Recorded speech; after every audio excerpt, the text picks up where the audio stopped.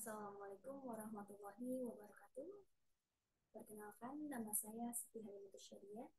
Saya dari Fakultas Ekonomi dan Bisnis dari Prodi Manajemen dengan nomor NIM 289215029. Di sini, saya ingin menandakan sebuah video untuk memenuhi ujian tengah semester dari mata kuliah perpajakan oleh dosen pengampu yaitu Bapak Rahmat Pramukti SE MSI.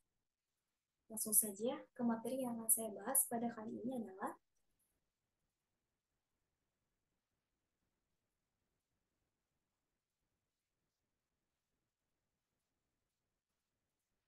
materi yang akan saya bahas pada kali ini adalah mari kita belajar fungsi pajak bagi kita masyarakat wajib pajak. Nah, sebelumnya kita harus tahu dulu nih, pengertian dari pajak itu apa sih? Pajak adalah pungutan wajib dari rakyat untuk negara.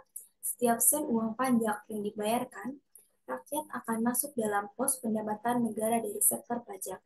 Penggunaannya untuk membiayai belanja pemerintah pusat maupun daerah demi kesejahteraan masyarakat. Uang pajak digunakan untuk kepentingan umum, bukan untuk kepentingan pribadi. Pajak merupakan salah satu sumber dana pemerintah untuk mendanai pembangunan di pusat dan di daerah, seperti membangun fasilitas umum, membiayai anggaran kesehatan dan pendidikan, dan kegiatan produktif lainnya. Pemungutan pajak dapat dilaksanakan karena dilaksanakan berdasarkan undang-undang. Selanjutnya, apa sih wajib pajak itu? Nah, di sini wajib pajak adalah mengacu pada pasal 1 ayat 2 Undang-Undang Nomor 16 Tahun 2009. Wajib pajak adalah orang pribadi atau badan yang meliputi pembayar pajak, pemotong pajak, dan pemungut pajak, serta mempunyai hak dan kewajiban perpajakan sesuai dengan ketentuan peraturan perundang-undangan pajak.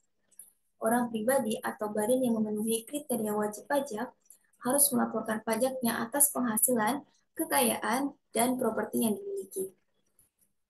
Nah, selanjutnya, kewajiban wajib pajak.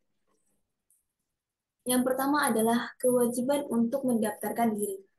Salah satu hak dan kewajiban wajib pajak yang utama adalah mendaftarkan dirinya atau usahanya untuk mendapatkan NPWP atau nomor pokok wajib pajak. Yang kedua adalah kewajiban untuk memberi data. Wajib pajak diwajibkan untuk memberikan informasi yang berhubungan dengan aspek perpajakan yang akan dilakukan kepada DJP. Yang ketiga adalah kewajiban untuk melakukan pembayaran, pelaporan, pemungutan, atau pemotongan pajak. Wajib pajak diharuskan untuk menghitung, membayar, dan melaporkan pajak terutama sesuai dengan ketentuan perpajakan. Yang keempat adalah kewajiban pemeriksaan. Wajib pajak yang tidak patuh dalam menjalankan kewajiban perpajakannya, maka wajib untuk memenuhi panggilan untuk menghadiri pemeriksaan, memberikan izin untuk memasuki ruangan atau tempat yang dirasa perlu untuk diperiksa, dan memberikan keterangan apabila diperlukan. Nah, selanjutnya adalah fungsi wajib pajak bagi kita sebagai wajib pajak atau masyarakat. Yang pertama adalah fungsi anggaran atau fungsi budgeter.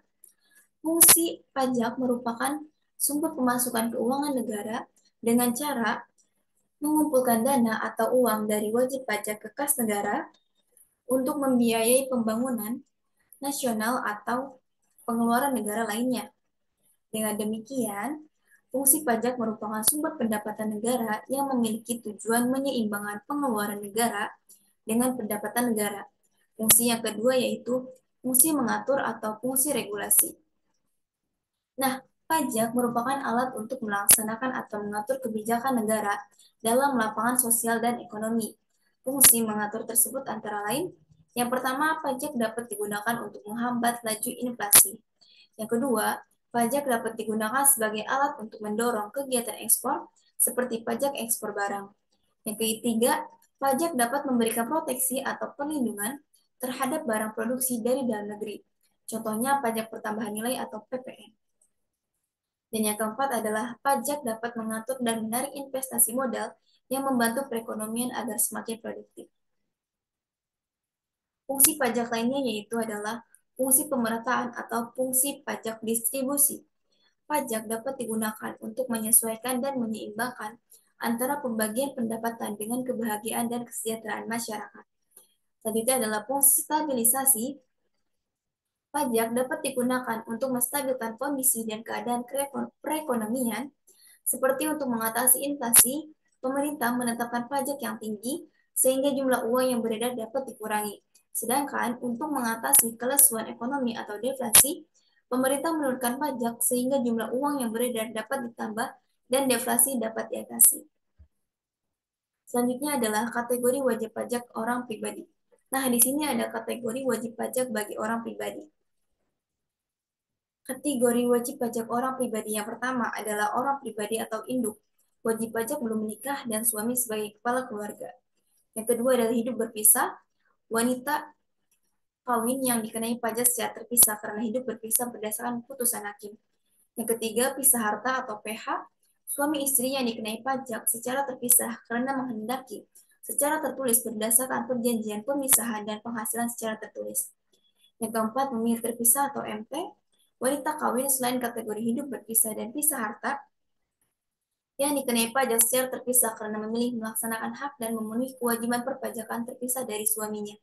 Dan yang terakhir adalah warisan belum terbagi atau WPT sebagai satu kesatuan merupakan subjek pajak pengganti menggantikan mereka yang berhak yaitu ahli waris. Selanjutnya kategori wajib pajak masih dalam orang pribadi yaitu badan atau sekumpulan orang dan atau modal yang merupakan satuan baik yang melakukan usaha maupun yang tidak melakukan usaha. Selanjutnya adalah joint operation, bentuk kerjasama operasi yang melakukan penyerahan barang kena pajak dan atau jasa kena pajak atas nama bentuk kerjasama operasi.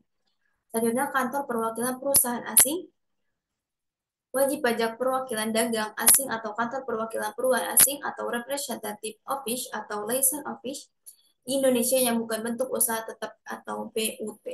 Selanjutnya adalah bendahara.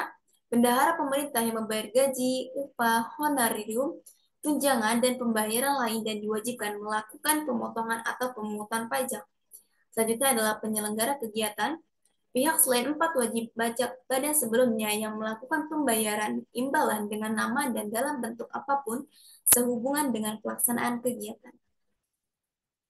Selanjutnya adalah peran pajak. Apa sih peran pajak itu? Peran pajak penting pajak untuk pembangunan negara perlu dilaksanakan dengan sebaik-baiknya. Untuk mewujudkannya, maka diperlukan partisipasi dari semua pihak untuk turut serta dalam menyukseskan kebutuhan pajak. Pentingnya membayar pajak perlu dipahami oleh setiap warga negara, khususnya wajib pajak. Sebagai salah satu instrumen fiskal, pajak berperan penting dalam pembangunan negara dan mendukung jalannya pemerintahan. Selain itu, pajak juga menjadi sebuah instrumen yang bisa digunakan untuk menstimulasi perekonomian negara. Kemajuan suatu negara tergantung pada terselenggaranya kepatuhan pajak yang baik. Pajak yang menjadi salah satu sumber penerimaan dalam APBN memiliki peranan yang penting dalam terselenggaranya pemerintahan yang baik. Sehingga sisi penerimaan dalam APBN perlu untuk dijaga dan ditingkatkan dengan lebih baik secara terus-menerus.